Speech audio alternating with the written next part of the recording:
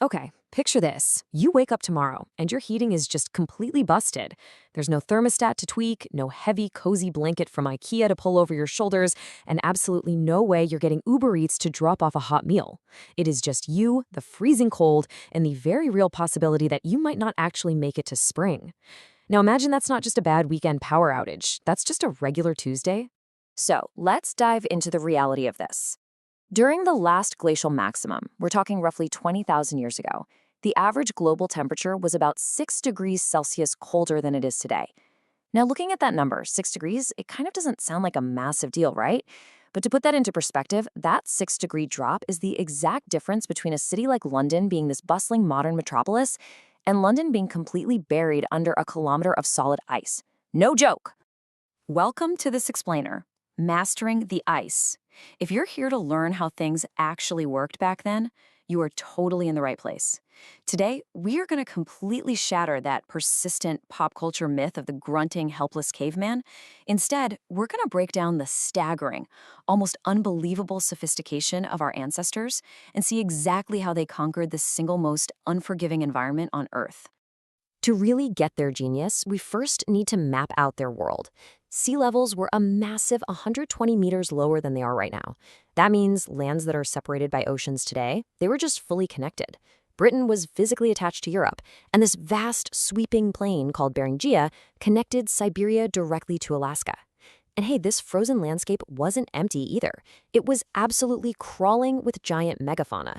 We're talking woolly rhinos, Irish elk with antlers spanning nearly 4 meters, and cave lions that were literally larger than modern African lions. All right, let's get into Section 1, the Ice Age reality. Moving right along to Section 2, Fire and the Community. To truly understand this reality, we honestly need a major paradigm shift. The ancient humans facing down these massive cave lions and kilometer-thick ice sheets, they were anatomically modern Homo sapiens, living right alongside our older cousins, the Neanderthals. They didn't just barely scrape by or cower in the snow hoping they wouldn't freeze. They adapted brilliantly. They actively engineered their survival. And it all started with their most foundational tool. Humans had controlled fire for hundreds of thousands of years, but it was way more than just a campfire. Notice the brain-gut trade-off concept here from evolutionary biologist Richard Wrangham. He argues that by cooking food, fire made calories dramatically more bioavailable. Because the fire was doing the heavy lifting of breaking down the food, our bodies didn't have to. So over evolutionary time, we essentially traded thick, heavy gut tissue for a larger brain capacity. Actually, scratch that. Fire didn't just keep us warm. It literally did our digestion for us and made us smarter in the process. Fire was basically the ultimate prehistoric multi-tool. It was a complete 15-job survival system. It maximized calorie extraction, it acted as an insanely reliable bodyguard against those 300-kilogram cave lions, it hardened wooden spears, and it dried out wet clothing, which, let's be real, is the absolute difference between mild discomfort and fatal hypothermia. Plus, by heating deep caves that already held a stable base temp of around 10 to 13 degrees Celsius, it made those spaces totally livable. And crucially, during those brutal winters where darkness lasted 16 hours a day, fire provided the light they needed to sit together, tell stories, and pass vital survival knowledge down to the next generation.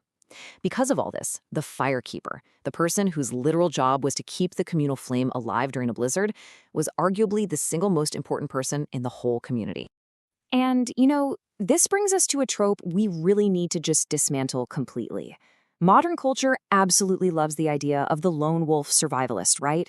The reality TV star making fire out of wet twigs all by themselves in the wilderness. Well, that is pure modern fantasy. Ancient hunter-gatherers survived through incredibly strict, organized, and interdependent networks. A core group of 20 to 50 people was packed with highly specific specialists. You needed the butcher who could extract every single ounce of fat from a carcass, the botanist who knew exactly where roots were hiding under a meter of snow, and the elder who remembered the signs of a harsh winter from 15 years ago. Individual survival, out there, it was literally impossible without the group. Okay, let's look at Section 3, Prehistoric Architecture and Tailoring. Let's be real for a second. Biologically, we are just naked apes. Without insulation, an unclothed human in sub-zero temps dies of hypothermia in a matter of hours. And caves weren't always perfectly placed where the migrating herds were. So what on earth did they do when they had no natural shelter and no fur of their own? They became architects. In places like Mezhrich in modern-day Ukraine, archaeologists have uncovered staggering achievements. Without hardware stores, without timber, without nails, ancient humans built perfectly circular, highly stable, completely windproof homes. How? By carefully interlocking the jaws, femurs, and tusks of massive dead mammoths and then stretching heavy hides right over the top. Get this, some of these structures required the remains of over 150 individual mammoths. That's not just taking cover, that is deliberate, mathematically sound architecture. And their clothing was just as deliberate. Check out this timeline. Scientists actually figured out when we first started wearing fabrics by tracking lice.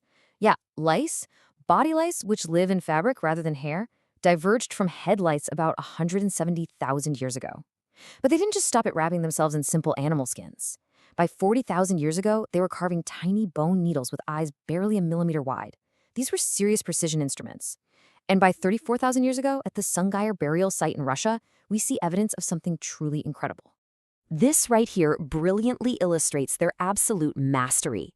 The garments found at Sungaier show that ancient humans used an advanced three-part layering system. Step 1, an inner layer to wick away moisture. Step 2, an insulating middle layer to trap body heat. And Step 3, a tough, chemically softened, brain-tanned outer hide to block out wind and water. Guys, this is exactly, literally word for word, the layering system recommended by modern mountaineers today. Our ancestors figured this out 34,000 years ago through pure, empirical trial and error. The ones who got the layers wrong, well, they didn't survive. The ones who nailed it passed that knowledge right on down. Which brings us to Section 4, the supreme currency of fat. So keeping the heat in is great, but you actually have to generate the heat in the first place, and that completely changes the math of survival. Staying warm in extreme cold spikes your basal metabolic rate by 50% or more. If you aren't eating enough during an ice age winter, you don't just feel a little sluggish. You become hypothermic, your coordination plummets, and you die rapidly. Take a look at this caloric breakdown. Fat was the absolute supreme currency of Ice Age nutrition. It holds more than twice the energy per gram compared to protein or carbs, and it's exactly what the body burns to generate core heat. This makes perfect sense of why they risked their lives hunting 6-ton woolly mammoths. A single adult mammoth carried massive fat deposits and could yield 500,000 calories. That is enough to keep a group of 25 people alive for several weeks. But wait, how do you store 500,000 calories when refrigerators haven't even been invented yet? Well, you use the earth itself. They dug deep caches right into the permafrost, effectively using the frozen ground as a massive walk-in freezer. They wine-dried thinly sliced meat to extend its shelf life, rendered fat into animal bladders, and get this, they even created something super similar to a modern energy bar. They made pemmican, which is this incredibly calorie-dense, nutritionally complete mixture of dried meat, rendered fat, and berries that could last for months. Autumn wasn't a time to kick back and relax. It was a frantic, highly organized operation to over-prepare for the dark months ahead.